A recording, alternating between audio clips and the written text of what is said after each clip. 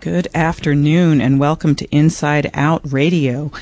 We come to you live every Tuesday from 2 to 3 here on 89.3 FM. Now on Inside Out we look at everything from pop culture to politics through an LGBT lens. I'm today's host and producer, Dr. Nicole, the show's resident psychologist and success coach. I cover topics like success, mental health, arts, and culture. Now I'm a part of a collective of other hosts. I'm joined on other weeks by Lady Dane Figueroa Didi, Maria Leonard Olson, and Michael Sharp. Now, part of what we do on Inside Out is we cover newsworthy items viewed through a more inclusive lens. So while every show doesn't focus specifically on LGBT issues, we want to make sure that we include that lens in examining the issues that we talk about. And we've examined topics that affect all of us as individuals in society. We've looked at things such as the debate on marriage equality, to immigration, to dating and relationships. And we also cover important topics that affect our communities, such as health, mental health, well-being. And our hope is to inspire an inclusive dialogue that honors and leverages the diversity of all our communities. So, on today's show, we're going to be discussing mental illness, reducing its stigma, and how to improve your mental well-being. We have some great guests here to share their experience and expertise, so stay tuned because it just might save a life. The first guest that I'd like to introduce in studio is Lanada Williams. Now, Lanada is a licensed psychotherapist in Washington, D.C. and Maryland. She has more than a decade of experience in the community mental health field and specializes in family therapy and trauma systems. Lanada is the CEO of Alliance Family Solutions and the host and creator of the Lanada Williams Show on Bliss FM network. Using her experience as an innovative certified counselor, licensed psychotherapist, entrepreneur, world traveler, and author, Lanada tells it like it is with a sharp but kind wit.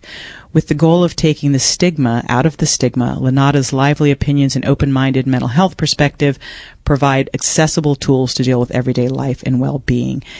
She has appeared in such publications as the Huffington Post, Ebony Magazine, Her Life Magazine, Empower, Gal Time, Her Minds, and Forbes.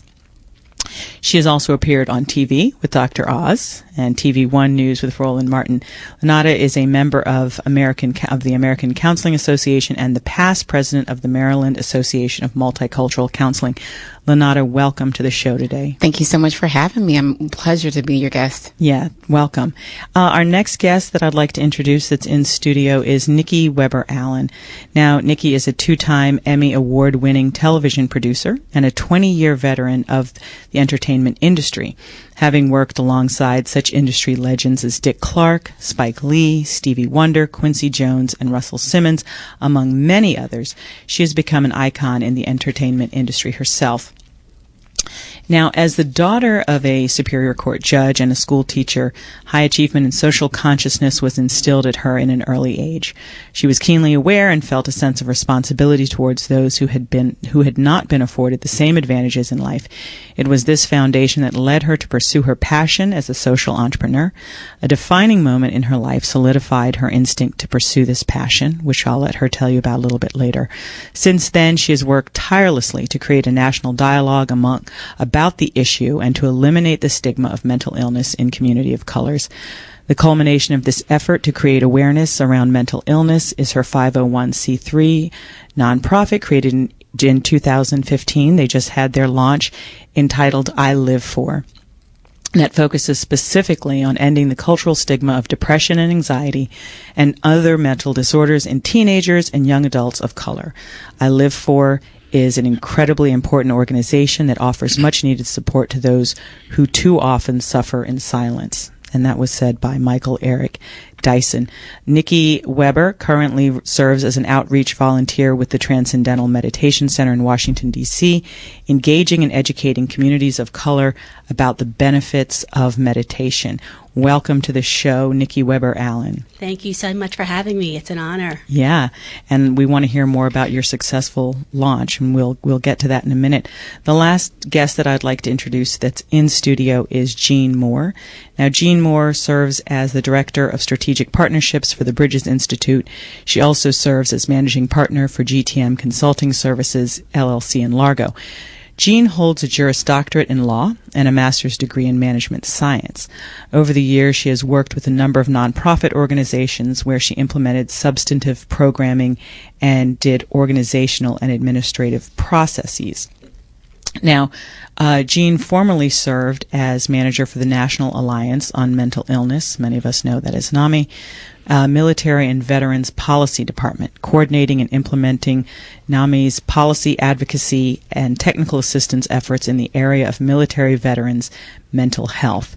Jean herself is a Persian Gulf War veteran, and she was deployed to, Jean, you're going to have to help me with this pronunciation, Incirlik Air Base. In Turkey in support of Operation Desert Shield and Desert Storm. She received an honorable discharge from the U.S. Air Force after serving 8 years as a mental health clinical manager and technician providing psychological services to military members and their families. Jean's current volunteer community service includes opportunities for mental health advocacy for veterans, service members, military families, and children. She serves on the Boys and Girls Club of America National Military Leadership Council, and the NAMI Maryland Board of Directors, and as a government relations associate for Honor for All's National Post-Traumatic Stress Injury Awareness Campaign. Jean, thank you so much for coming on to the show today as well. Thank you for having me on today. It's an honor to be here. Yes. So my first question is for Lanada Williams. So Lanada, although we're focusing on mental illness and mental health in general today, the mission of today's show is really about helping to end the stigma that exists, in our communities and others around mental illness. So as a clinician, what's your experience around this idea of stigma that some associate with mental illness? Well, that's a good question, Nicole. I believe that people really don't use the word stigma in their everyday language. So it's really it's hard to combat something when it isn't a part of your awareness. Mm-hmm. So I think that everyday people, when you think about the idea that this is how real it is, people are dying because they're not aware of a treatable mental health illness, and people will die with this stigma. And I think the gravity of that is similar to the coming out process. Mm-hmm. And I think that the implications are just as hard and just as punitive. Mm-hmm. And the hardest people that we have to face and talk to are our family members. Yeah. So I compare it to the fact that most people won't use the word stigma. We will watch, we will feel, we will ignore it, we will sit quietly, we will watch stigma happen all around us. But the hard truth is that when we think about it, it is shame, it's weakness. People think of it as a lack of money, it's a lack of insurance, it's a lack of access for a lot of people. So it's similar to when people are coming out, and I see that there's three things that people typically struggle with, and that is some people believe that it's a choice. Other people believe that there was a survey that was done that said that 50% of people thought that major depression was caused by how you were raised. And this is a study done by SAMHSA, and these numbers are real. And then 1 in 5 people believe that it is God's will that you either have depression, and it's very similar to the coming out process. Another thing is that we are shaped by the cultural responsiveness of the first time we disclose our mental health to someone. So I think that both are very impactful, and you see that it sheds a light on a lot of different subjects. Right. Thank you. Thank you. Now, Nikki, this question is for you. One of the things that really motivated you to start I Live For was a very defining moment in your life, and I know it was also a sad one. I want to hear a little bit more, and I know it might be difficult to talk about, but you're open about this, and I want to hear what was the main impetus for you starting I Live For? Well, I can tell you, I actually have my own experience with depression and anxiety. And I can relate to the stigma that Lanada was talking about. It was not something that I shared openly. I felt shame, a lot of shame around it. So I didn't talk about it. Years later, I found out that my 22-year-old nephew had also been struggling with severe depression and anxiety. And in 2013, we lost him to suicide. That completely rocked my world. He was my heart. And he was the impetus behind my starting the I Live For foundation, because what happened after he passed, at his funeral service, my brother did what I thought was an incredibly brave thing. My nephew Paul's father, he actually spoke at the service very candidly about Paul's struggle with depression and anxiety. And what I saw from that was that it gave other people permission to talk about their own families and their own experience. And I can honestly say I have not had a conversation with anyone about our experience as a family who hasn't then relayed to us some of their experiences in their family, whether it's an immediate family member or an extended family member or a friend. Mm-hmm. So many people are, battling with different illnesses, mental illnesses, but they're just kind of waiting for somebody else to kind of say it first and make it okay to talk about. Right. So as somebody who's a professional storyteller for a living, I thought, you know what? I've got all these resources. I've got all these contacts. I know how to create a platform, and I'm going to do everything in my power to change the narrative and to normalize conversations around mental illness in communities of color, and specifically with our young people, yes. Because what I've learned I've since done a lot of research in the area, and according to NAMI, half of all mental illnesses start by the age of 14. Mm-hmm. 3/4 by the age of 24. So that's why I'm really targeting the young people. If we can get in there early and get this conversation going, and they can seek the treatment early, hopefully, we'll have a better outcome when it comes to healing them. Right. Great. Thank you. And, I like what Lanada said. It's similar to the coming out process. And, she's talking about the coming out process as gay, lesbian, bisexual, or transgender. But there is this coming out process about whether or not you have depression or anxiety. And, I know as a clinical psychologist myself, there are people, it's almost like I feel I have to tread carefully sometimes to say, I really think that you might have depression. This is how it looks. And, my own personal experience is that I had a mood disorder from a young age, around 13 or 14. And for years, even into becoming a clinical psychologist, I was saying, it's not depression. I'm just not trying hard enough. I need to exercise more. I need to pray more. I need to, all of these things, until finally it was so undeniable. One night sitting on my couch with nothing wrong, crying, just crying. I'm like, okay, you know what? Right. It's time. It's time to really acknowledge that was going on and seek help, and the other thing that I know a lot of people have an issue with, and again, I have had some shame or embarrassment around this, is taking medication. There was nothing else that I could do that would really relieve the depression, and so I've been taking medication. I've stayed on medication. And the last thing I want to say is the denial is so strong that there are times when I've said, you know what? I'm probably not really depressed. I'm going to stop taking this medication. And within 3 months, I'm back down. So it's real, and even people who know it's real, and instead of saying it's like any other disease, a lot of us think, I can just muscle through, right? So my next question for you, Jean, and I know you don't focus just on depression and anxiety, but the reason why I wanted to have you here today is because, you and I had a very interesting conversation the other day about the peculiar situation of many veterans as it relates to mental health and illness. You're a veteran yourself, and you've worked closely with veterans. So what are some of the things, because, we're talking about this stigma, we're talking about people hiding, being invisible. What are some of the things that people don't know about this special group of folks as it relates to mental health and mental illness? Well, I'd like to begin by saying that ending the stigma against mental illness and promoting mental health is such an important topic, particularly since 1 in 5 Americans experience a mental illness in a given year. And because Congress recently designated June 2016 as Post-Traumatic Stress Awareness Month in honor of our veterans who've sustained post-traumatic stress injuries during combat.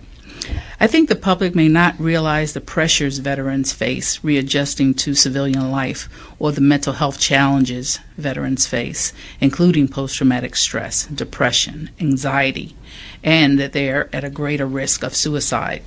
But it is important to note, however, that most service members, upon leaving the armed services, they screen negative for post-traumatic stress. Great, thank you. Lanada, back to you. I know you look at trauma systems. Have you had experience working with veterans? Well, not only have I had experience working with veterans, I also have a family member who I had an uncle that we don't talk about, and that was in the war and had a successful completion of suicide within our family. And not only did it affect us, but we're now not connected to his family. So I think that the advocacy around licensed professional counselors, in particular, being able to have the billing codes and the access to insurance companies so that we're able to service veterans is something that we sometimes don't see as a barrier to access, but it has grave implications because counselors have a lot of different training mechanisms that go back that support post-traumatic stress. And within the billing system, when we look at the Affordable Health Care Act, there's not a lot of allowances that allow licensed professional counselors to seek treatment. So the barrier is you have to do self-pay. And a lot of veterans Veteran Affairs have a plethora of different insurance companies, but they don't sponsor a lot of local licensed professional counselors in particular. Well, thank you. And I wasn't aware of that. And I, had not thought as much of the advocacy piece. Now, one of the things I want to talk about, and this question is directed towards you, Nikki, is why is it different, do you think, in communities of color? Or do you think it's different? I know that I Live For that's its mission, specifically to raise awareness and end stigma in young folks in communities of color. But what can you say about the difference there? Well, overall, depression and anxiety among millennials has reached unprecedented numbers. But people from marginalized communities, people of color, people from the LGBT communities as well, have added stresses because of discrimination, because of inequalities, because of daily microaggressions. So you've already got this atmosphere where, anxiety is at an all-time high. Right. There was a statistic I read that said the average high school student right now has the same level of anxiety as the average psychiatric patient in 1950s. Wow. That's incredible. Wow. So that's the average kid. You add on top of that someone who's an outlier, someone of color, someone who's marginalized, and you've got a powder keg on your hands. Yeah. Thank you. And that actually brings me to one of my next questions for Lanada. Because I've had clients who have said to me, do you have any advice for dealing with this stress and anxiety I'm experiencing right now because of the political atmosphere in this country? I'm wondering if some of that doesn't account for the increase in anxiety for young people. But I wanted to ask you, Lanada, do you find among your clients that there has been an increase in depression and anxiety that you could say your clients have attributed to the social political climate in this country? I believe there is, Nicole, because I think that we don't look at the idea. It's a big misconception that people that are advocates and caretakers for other people are these strong, epic people, and that they don't have emotions and daily maintaining needs that sometimes they are gravely neglecting due to the greater good or the greater cause. But as we were on the panel before, and I spoke to the fact that the Black Lives Matter movement has seen a successful completion of a suicide of one of their members. And I think that keeping the idea that we're talking about something that is successfully treated, mental health illnesses can be alleviated.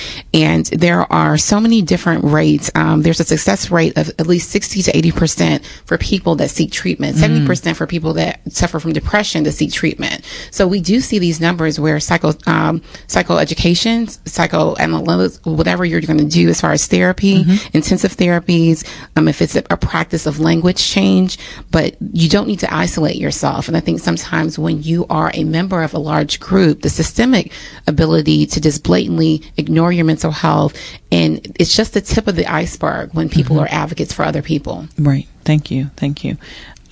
This question is for you, Jean, because I'm sure we have people out there who are listening who either themselves or somebody they know is suffering with a mental illness, and I'm thinking also specifically about PTSD, or maybe they don't have diagnosed PTSD, but they have mental health issues related to being in combat or serving in the military.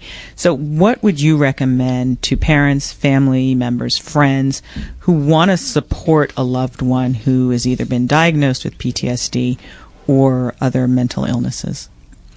Well, too often family members are left with few supports to help them understand and cope with their loved one's mental illness.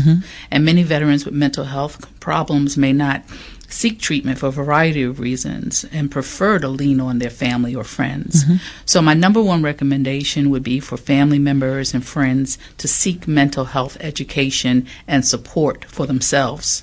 Education and support is critical for helping your loved one to find a pathway out of despair.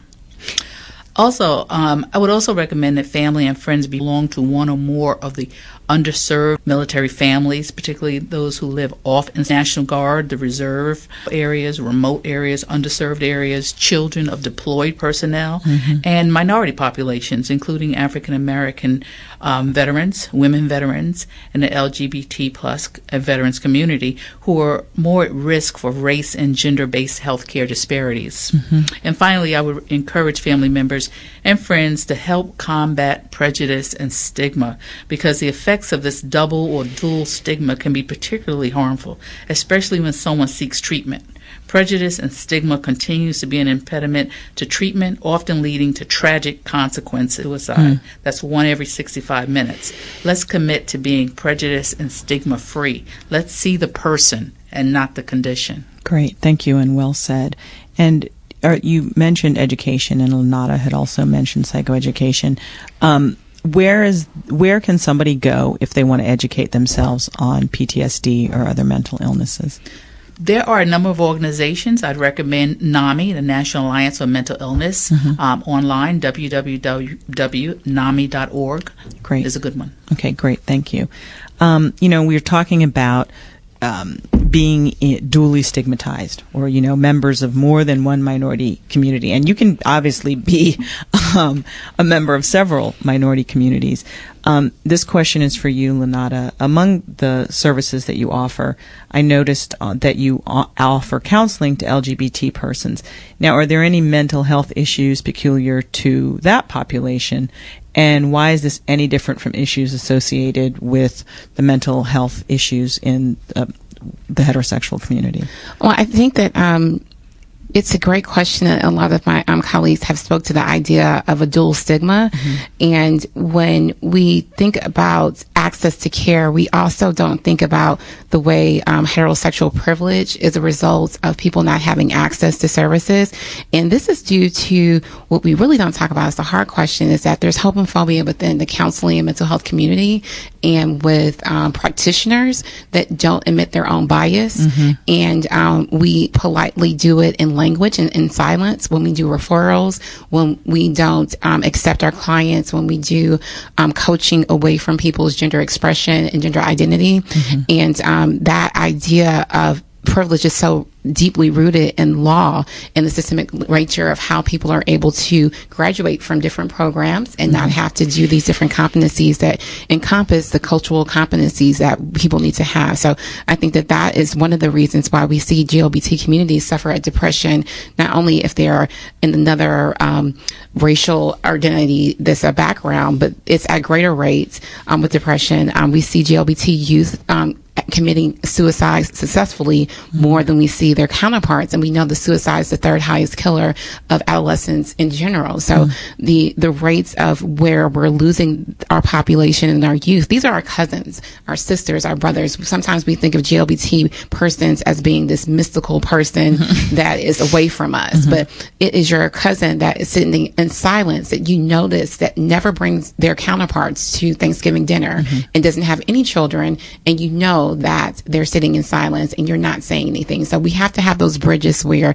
we start to break the silence, and not just to have these contrasting images of what GLBT persons look like. They play sports, we cook, we're parents, we're in your community. And I think it's around learning that there's also a stigma with mental health practitioners that we need to stop. Yeah. And you brought up something that reminded me of something that Nikki said about microaggressions, and as practitioners, the school that I went to for my graduate school, they had an emphasis on diversity and multiculturalism, and my area of emphasis was multicultural community, psychology. So we were made aware of a lot of those biases, but I know that a lot, the majority of folks who are mental health practitioners and health practitioners, like your GP and your OB and all of those people, also there are these forms of microaggression where it can even start on the form, spouse, or now that we have legal gay marriage is legal, it's different, but a gynecologist who will ask his female patients, are you sexually active and are you using birth control? It's like, no, I don't need birth control. This is a presumption of heterosexuality. Right. It's that heterosexism, and that inherent a privilege, but a lot of times people are blind to that privilege. And so since we're talking about microaggression, and you had mentioned that, Nikki, I want you to speak to some of the ways that people commit microaggressions, and maybe you need to define it for our listeners, and I can help as well. But, what are some of the ways that people commit microaggressions against folks who have mental illnesses? Well, the definition of microaggression are those small little slights, those small little insults that if you just pointed to the one, someone would say, oh, you're overreacting, But when you string them all together, they chip away at your self-esteem and at your humanity after a while. Yeah. I'm sorry, what was your second question? The second part was, what are the microaggressions that you see against folks who have mental illness? Well, there's a lot of cultural stereotypes, I think, particularly within the Black community and Latino communities as well, where, and I think you mentioned this earlier, where there's an idea that it can just be prayed away, that somehow you're not quite faithful enough, and it is somehow your fault. And if you could just be a little bit stronger, then you could just kind of pull yourself up out of this. Right. People don't understand that it's a medical condition. It's not a matter of choice. Right. And people will, in earnest, they're trying to help you. They think that they are being supportive when they're saying, we come from strong people. Right. You can get yourself out of this. Right. Where we come from the history of slavery, and we've endured all of this. And you can pull yourself out of this. Right. And they don't realize they're actually making the person feel so much worse because they can't just pull themselves out of it. They need professional help in order to do that. Right. That's a very good example. The suggestion that's a microaggression, the suggestion that you can just muscle through, right. Pull yourself up by your bootstraps, or you just need to cheer up. Right. You just need to change your attitude, get over it. And one of the other things that I know I've experienced with people, with myself and also family members who have depression, if they say I'm depressed, people could say, well, what's wrong? And even though, like you said, they're trying to show concern, it demonstrates their misconception about depression. It's like nothing actually has to be wrong, exogenously. It's like it's an endogenous thing, and I am just depressed right now. I have an example of a young girl who I actually spoke with. She's in college, and she's really struggling. And she went to one of her professors to confess that she was struggling and thought, maybe she could be depressed. And the professor said to her, "What do you have to be depressed about? You're much too pretty." Wow. Wow. Right. Okay. Yeah. So pretty people don't get depressed. Right. I was going to say, to your point, Nikki, there's a major misconception that if you have access to either wealth or you have access to things and items, that there's no reason you should be depressed. And also our youth get that a lot, when they are in high school, like, nothing's wrong. You don't work, you don't go to college, you don't have a job. What's wrong with you? Nothing should be wrong. So I think that adds, it serves to the pot to the stigma that there has to be a causal effect of it. And depression isn't a chemical imbalance, or there's nothing else that comes in that pot of depression. And I can actually speak to that personally with my own experience, because I came from this, great family, very successful family. I didn't want for anything. And when I was first diagnosed with depression, I fought with the therapist because I felt so much guilt. Like, what? I can't be depressed. Right. I've had everything. Right. I don't have a right to feel this way. Right. She had to explain to me it's not a matter of that. Right. You know?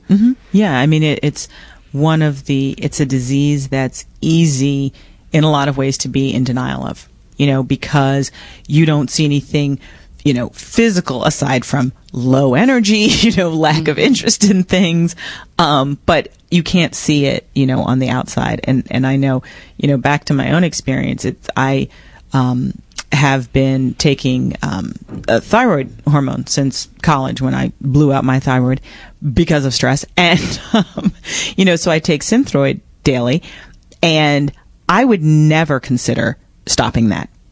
I would never just say, you know what, I probably just need to exercise more and eat right to stop taking my Synthroid. And it's funny how we treat those diseases so much differently. Jean, I had another question that I wanted to ask you. This idea of microaggressions. Are there some examples that you can point to, maybe in everyday conversation or in the media, where that add to the isolation of veterans who might be suffering from PTSD or other mental illnesses? Yes, there are a few. For one thing, veterans are expected to always be fit for duty. And so indicating that you have an issue that needs, some resolution of sorts may be a sign that, you're not fit for duty. Okay. And so that, pressure to be always fit for duty and to man up, so to speak, is a form of that microaggression, I would say. Okay. For sure. So would they, would the higher ups that be have that same attitude if the person broke their leg or had cancer? No, they would not. See, that's the whole issue. There's no parity there, between mental and physical illnesses. Right. And that's the challenges that we face. It's particularly difficult in the military, in that environment, that society where you have to be fit for duty. Right. Supposedly some changes are coming about now, but they're very slow in coming. Okay, thank you. You had something you wanted to say? I wanted to add to that. I had a client that was a male that was in the Army and was suffering from anxiety, but did not, the first time he admitted it was with his general practitioner, was his doctor. And I wanted to say that men, not only do they suffer from the stigma at higher rates, but the thing is that typically they don't wait until there's a physical manifestation of their mental health to actually do something about it. So it wasn't until he was so anxious, and it was his commander, it was something about his commander's voice and having to get up, that when he went home and he was on his when he was on his break, which I can't remember what the technical word is, but he had an anxiety attack to the point where he could not get out of the bed, and he just couldn't figure out what was going on. He was like, I'm in perfect physical shape. There's nothing wrong with me. And he remembered disclosing it to his primary care doctor and was ashamed to try to reintroduce that idea until he came and realized that he was suffering from an anxiety attack where it manifested itself in a low tremor. And that's when he was able to get access and help to it. Great. Thank you very much.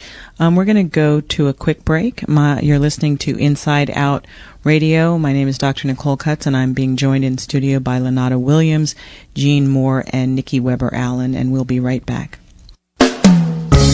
June is Immigrant Heritage Month. On Wednesday, June 29th, from 12 noon to 3 p.m., WPFW commemorates this occasion with a special program, Right to Migrate, produced by Africa Now, Latin Media Collective, and Shea Wanana. The program will dissect topics surrounding migration with experts on the subject going beyond the mainstream media narrative on the subject. Join in the conversation, The Right to Migrate, on 89.3 WPFW on June 29th from 12 noon to 3 p.m. WPFW, your jazz and justice station in Washington.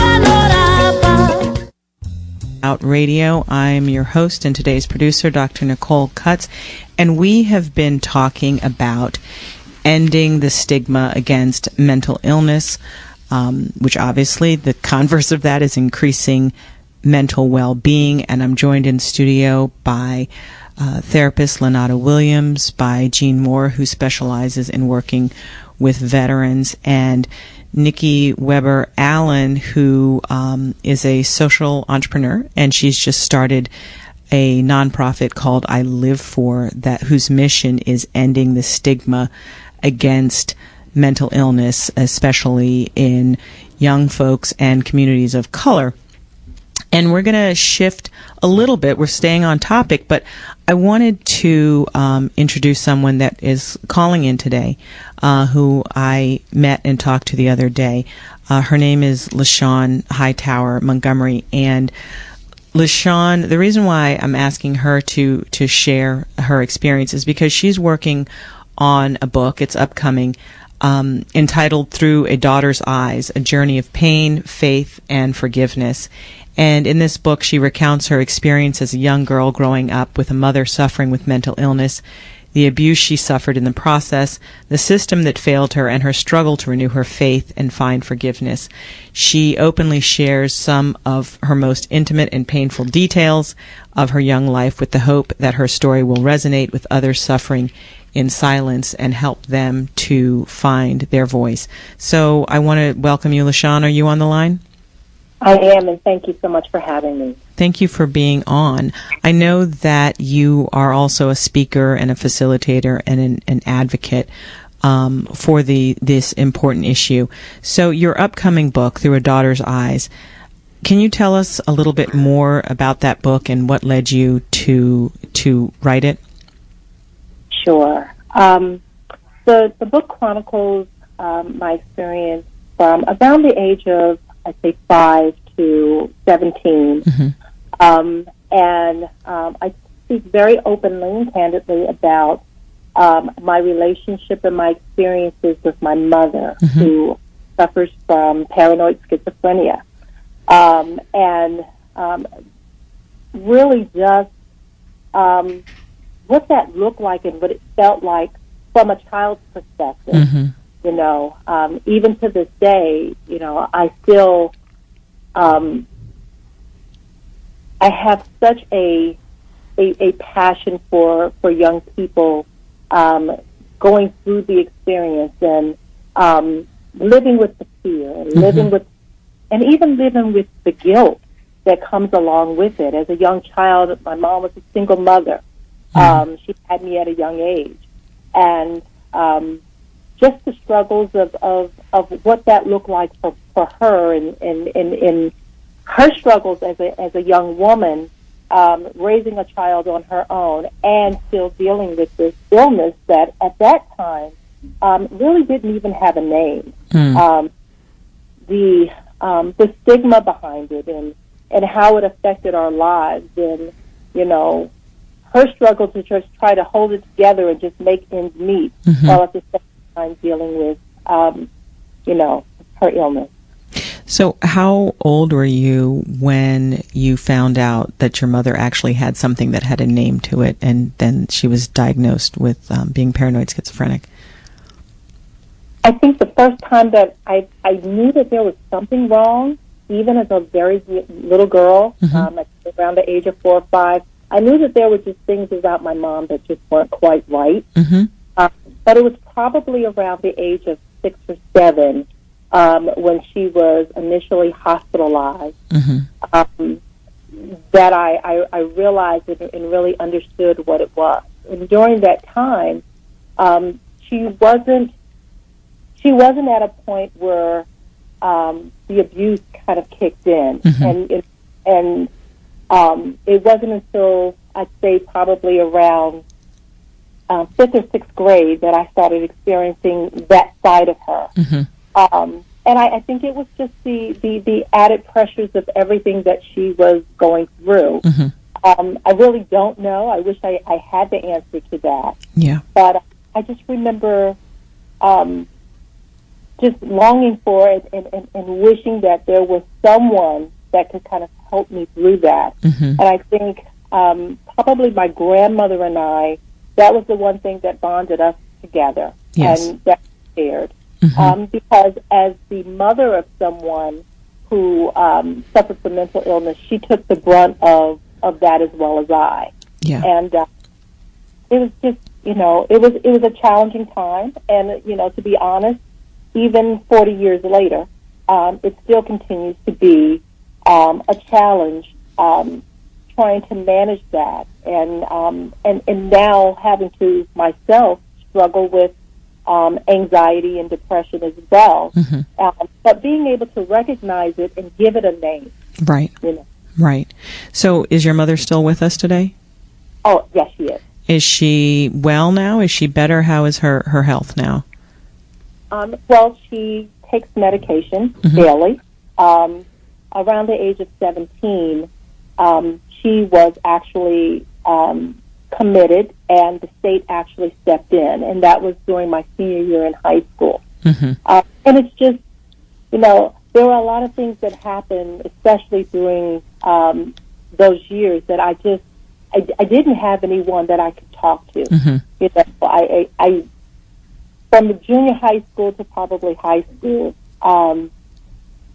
were probably some of the most difficult and challenging times for me, because I didn't have anyone other than my grandmother, who lived miles, in another state, to really be able to support me and help me. And it was a secret that I had to keep. And, I remember in middle school, I was so afraid, definitely afraid to go home. And I remember going to my guidance counselor and asking her to help me, because I was just so afraid. I knew what was waiting for me when I got home. Right. And instead of finding the resources or having the resources or to be able to help me and to support me, instead she contacted my mother. Okay. Which made it 1,000 times worse. Yeah, I would say. At the time I was living in the state of North Carolina, and I don't know what it is for what the regulations are for other states, but in North Carolina, if you're suffering from mental illness, you cannot receive any type of treatment or help unless you consent. Unless you can what? You actually consent. Oh, consent. Okay, so even if you're floridly psychotic, you would have to consent to being treated. Yeah.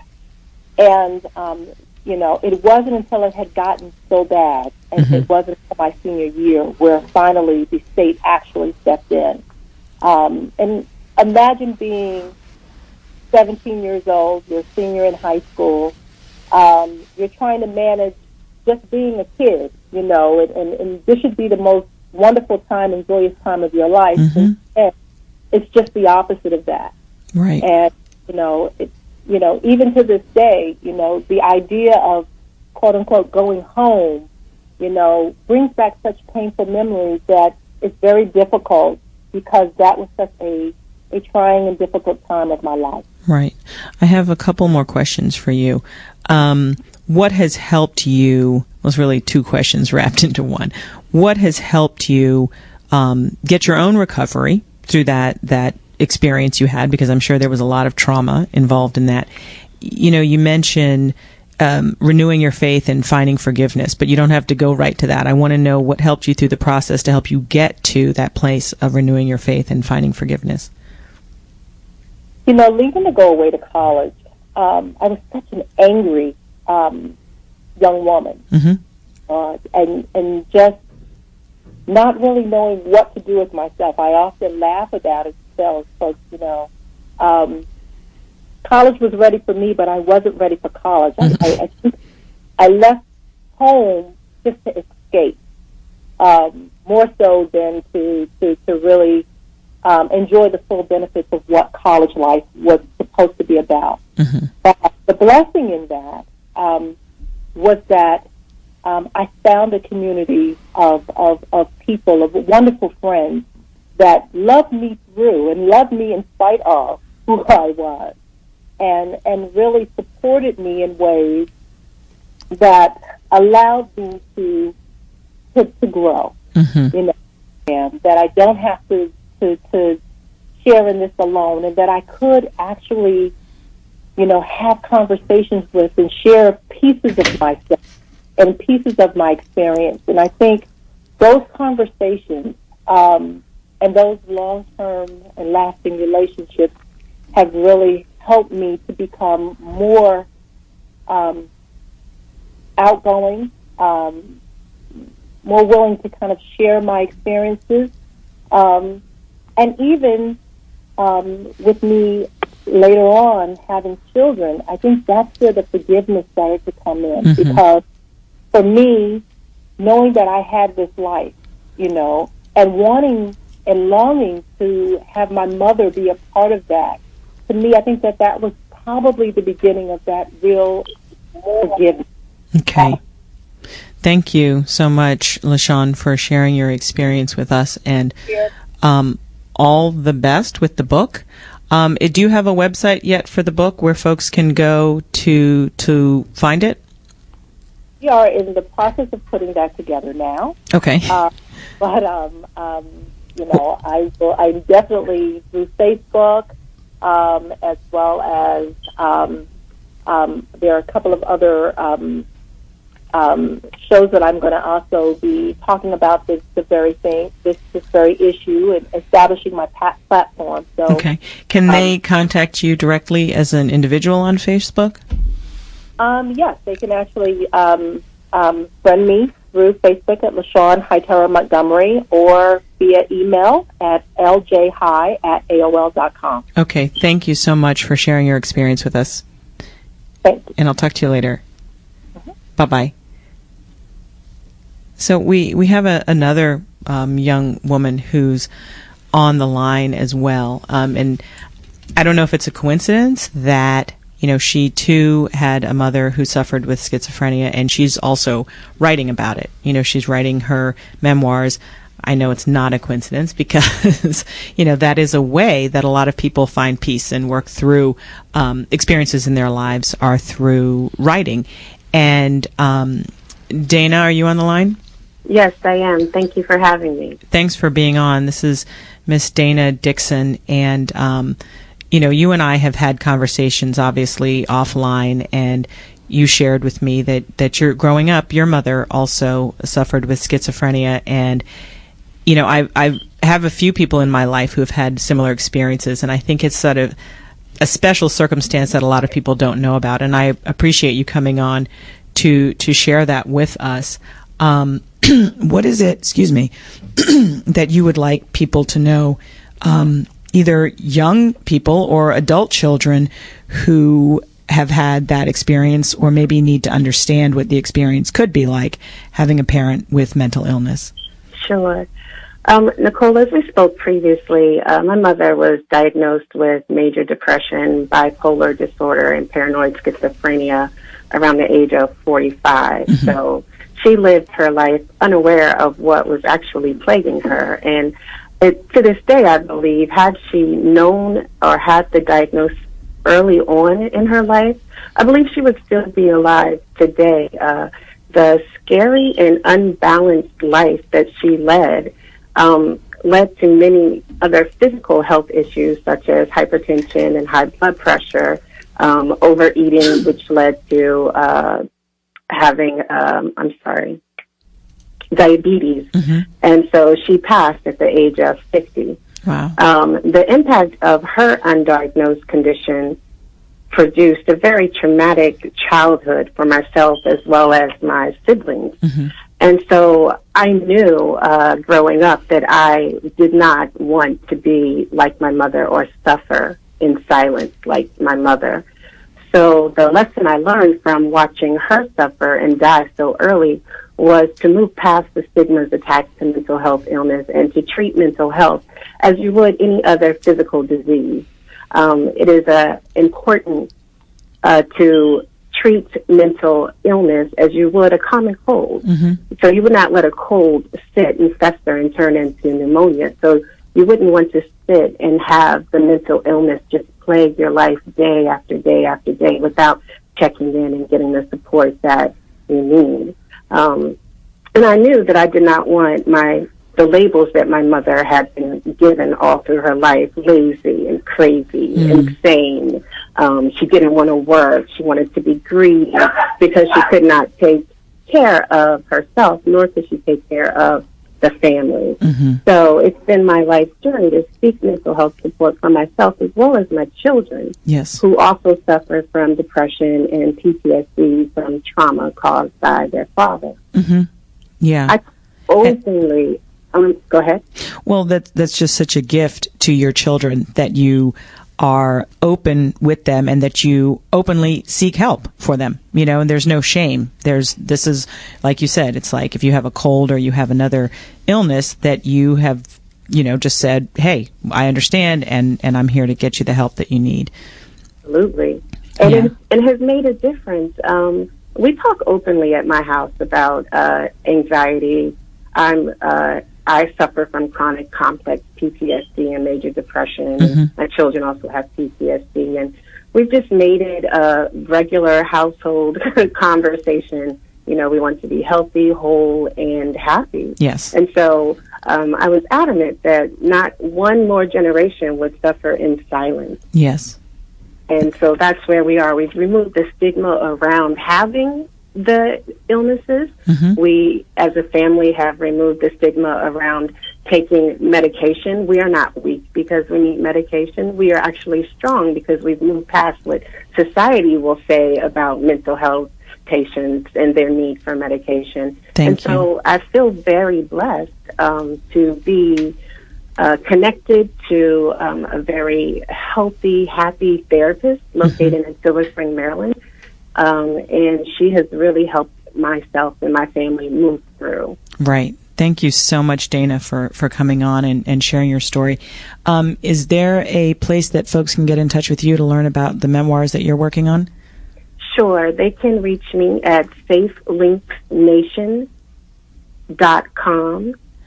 Okay. That's SAFELINX as in X-ray, nation.com. Okay, great. And I'll also post that on our Inside Out Radio Facebook page.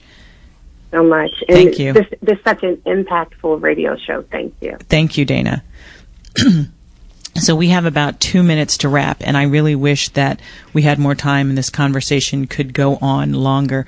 But right now we need to wrap. So I want to just let our listeners know how they can contact my guests and especially Nikki. How can people support I Live For? Well, our first major initiative, which I'm really excited about, is we are starting a documentary film. So I've just launched an Indiegogo crowdfunding campaign, and I would love to ask for people to support that. You can find me there's several ways. www.ilivefor.org is the website. And on the website, there's a link to donate to the Indiegogo campaign, or you can follow us on Twitter or Instagram at @ILiveFor.org. Okay, great. And that'll also be posted on our Facebook page. Lanada, where do you want people to find you? People can find me on www.bliss.fm/Lanada, which is LANADA Williams. And we discuss mental health and breaking the stigma every week. Great. And Jean, we'd already talked about where to contact you. And I want you to go on, our listeners, I want you to go on our Facebook page, which is Inside Out LGBT Radio. And we have some of the resources and contact information posted there now, and I'll be posting more after the show. Thank you for listening to Inside Out, and talk to you next week.